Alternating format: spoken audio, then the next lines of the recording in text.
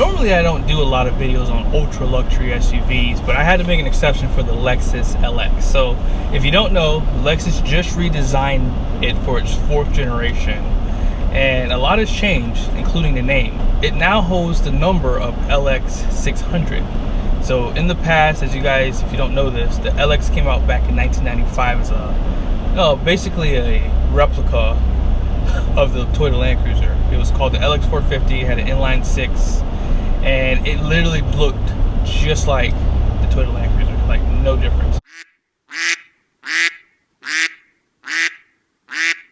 And shortly after that, Lexus redesigned the LX to the LX470, and it was introduced with its first V8 engine.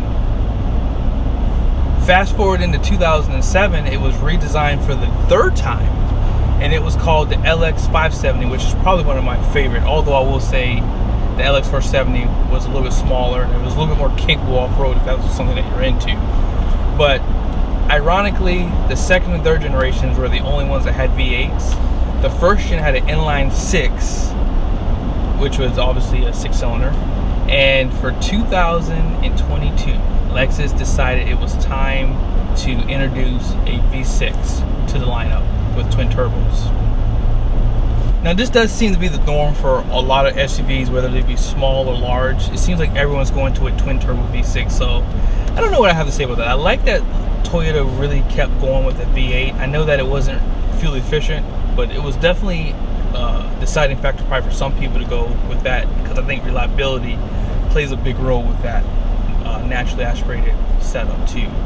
But some notable changes. Now I was surprised to see some of this, guys. So here's some notable changes for the LX600. Lexus did introduce 5 trim levels for the new LX. 2 of the notable ones is the F Sport handling package. I don't know if you can put handling and LX in the same category, because that just doesn't sound right, but it's Lexus, they can do whatever the heck they want to do. The next one is the ultra luxury trim level, which is going to be the most expensive one, and I will go over pricing in this video for you guys. Hear me out. This one is probably like more in lines of like the Maybachs, the Autobiography Range Rover, because it has a 4-seat configuration with a power ottoman, and you get a table too to go along with that. Now, some sad news for people like me who love the Toyota Land Cruiser and the heritage behind it. The 3rd row seat now does fold flat into the floor. In the past, if you don't know, the Lexus LX and the Land Cruiser, they had the seats that flipped up to the side. It had that heritage look. I wish they would have kept it for at least an option, because I think it was kind of cool. But the next thing is they do have a large 12.3-inch display popped right on top of the dash. I think it looks really cool. And again, this is something that a lot of manufacturers are doing, so Toyota's just following suit for it too. And did I mention this thing had a twin turbo V6? Yeah. This thing puts out 409 horsepower and 479 pound-feet of torque at, wait for it, 2,000 RPMs. So 0 to 60 comes in under 7 seconds, which is really good. And it is made it to a 10-speed transmission, which should give it better gas miles. Now, if you're buying your LX to go off-road and, go on some back trails, you're in luck here. It still has full-time, four-wheel drive. It will also have the electronic locking center diff and crawl control. I'm pretty sure 99.9% of people who buy this SUV are going to take it off the road. But there is that very small percentage of people who will. So why am I talking about the Lexus LX on my channel? I normally do reviews on trucks and sometimes on SUVs, particularly with Stellantis, which is Jeep and Dodge. But I really like this brand of SUV. I'm a huge fan of the Toyota Land Cruiser. I own one, and at some point if I make a lot of money, I will probably build a 90 series, an 80 series, maybe even a 100 series at some point. I might do even some of the older ones too. But I think this is an important SUV for Toyota. I think that the Lexus LX, because it's the only one being imported to the States now, the Land Cruiser is no longer coming stateside, it really does play a big role now. And I'm I'm sure you guys are going to see some of the video footage I'm showing in this video of the one I found. I saw this one at a dealership. Special shout out to Tim at the store. He actually came up to me and, you know, asked if I had any questions. You know, typically salespeople, you know, at these dealers don't really come talk to you. I don't think they're allowed to, I guess. But he came over and just said, asked me if I had any questions. But the one that was on the dealer showroom floor was already sold. Now, I asked the guy, I said, Tim, can I order a LX if I wanted to? And I was surprised with the answer he gave me. He says, actually, no, you can't. Lexus, at some point in October, decided they were no longer going to allow people to order cars. So basically, you're at the mercy of whatever comes into the dealership. Now, here's where things get really interesting. Now, the one that was on the showroom floor, that was an F-Sport handling, as you will see in this video. It was $107,000 MSRP. I can't remember what the starting price was, but I'll show it to you here for the F-Sport handling. The LX starts around $88,000 for a base LX600. So, no, you know, so basically no options, no extra trim package, upgrades, whatever you want to call it. $88,000, and I think that's with a 5-passenger too, which is something fairly new for the LX lineup. But the problem with that was they had a $25,000 premium above sticker for it.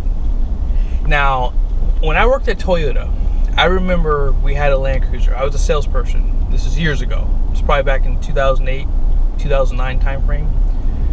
I remember when I pulled the invoice for it, it had like over $8,000 worth of markup in it. I don't think that was including the holdback. Now, again, this is years ago, so I'm just going off of my bad memory, but it was like over $8,000. And at the time, it had dealer cash because back in 2008, 2009, it was when all the craziness is happening, kind of like what's happening right now. And so no one wanted a big SUV, especially a Land Cruiser which got terrible gas miles. So 25 grand over sticker, you add it to $107,000, you see what the price is, right? To me, I thought that was pretty extreme. I know that people who are buying G-Wagons, they're probably buying those things 100 grand, even 150,000, and even potentially more than that over sticker. But they're a little bit more exclusive than what you're going to see from Lexus. Now, add to the fact that you cannot pick your options, and I feel like, I don't know, I just feel like it's kind of a waste. I think that Toyota needs to buckle down, Lexus needs to buckle down, and a lot of these other manufacturers need to buckle down and help the buyer not get price gouged like that. Because if the market were to fall out from under us, can you imagine all these people who paid over sticker price? They're gonna lose so much money on these cars.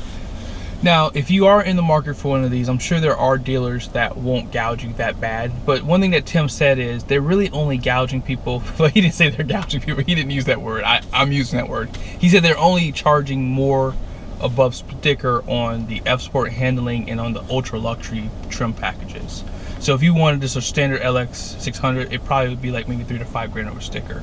But my opinion is, if you can find a dealership that's not going that extreme and maybe selling them at sticker, which will probably be hard to do, I would just say just keep looking out there to see if you can find one if you really want that SUV. But overall, I do like the design. It's a really nice SUV for what it is.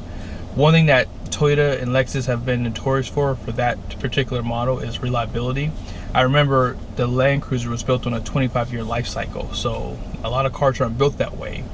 And when you look over at the Middle East and even in Africa, a lot of people use the LX, or they use the Land Cruiser, excuse me, not the LX. And even actually they do use the LX in like the Middle Eastern part of the world too. And they're just known for their reliability. So I wanted to get a chance just to at least put some footage of it on my channel because I do like this brand and I wanted to show it to you guys. But in the comment section, what do you guys think about the price for the LX? Like, do you think it's worth over sticker? I know people buy the Cadillac Escalade over sticker. Now I would I wouldn't do that. I wouldn't buy anything over sticker personally. I think I would just wait until the market cools down. But some people like to be the first to have a specific model, and some people make so much money it doesn't matter to them if they pay 25 grand over sticker. So it doesn't mean anything if you do that. If you have the money to do it, then do it. So I mean, if people get mad or make fun of you, Doesn't matter. They would do the same thing probably if they had the same money, if they care for cars the same as some people do. So another question I have for you is, do you like the new design? I would like to get your guys' opinion. I did like it. It did have like that Land Rover look to it though, like the Discovery, like the smaller one.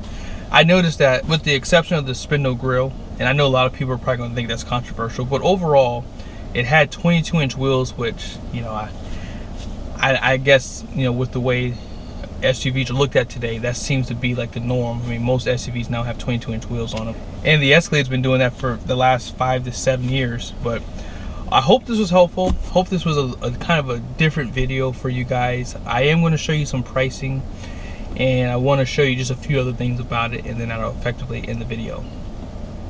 As I mentioned earlier in the video, there are 5 trim levels. Starting those off is the LX600, and this is the base model.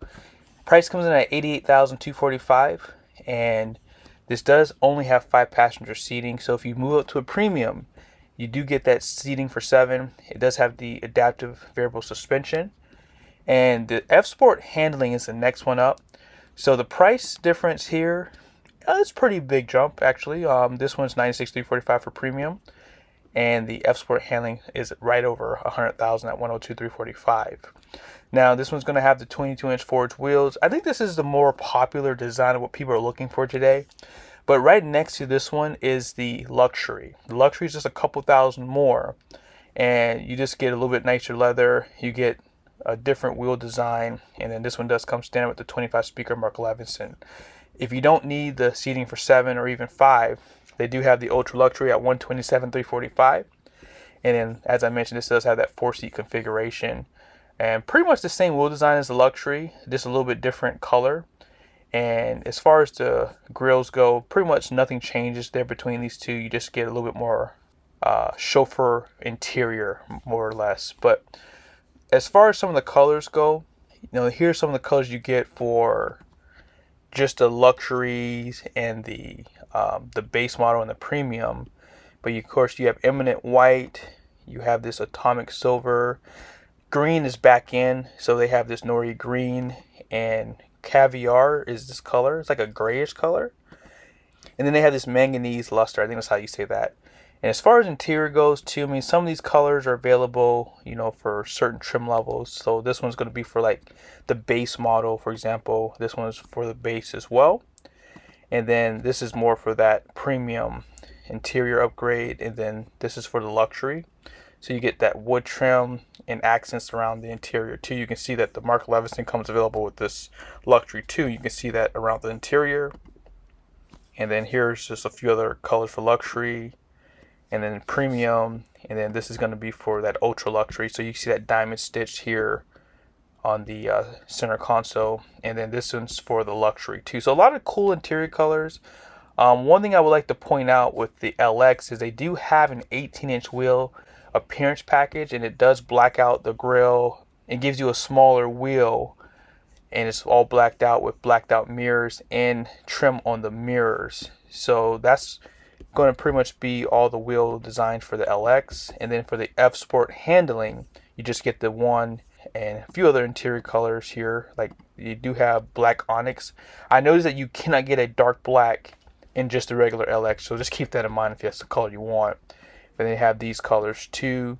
And then finish off the interior, you can get it in this red, or you can get it all finished in black as you see here. But I hope this was helpful, guys. Be sure to like the video, subscribe to the channel, and I'll see you guys soon.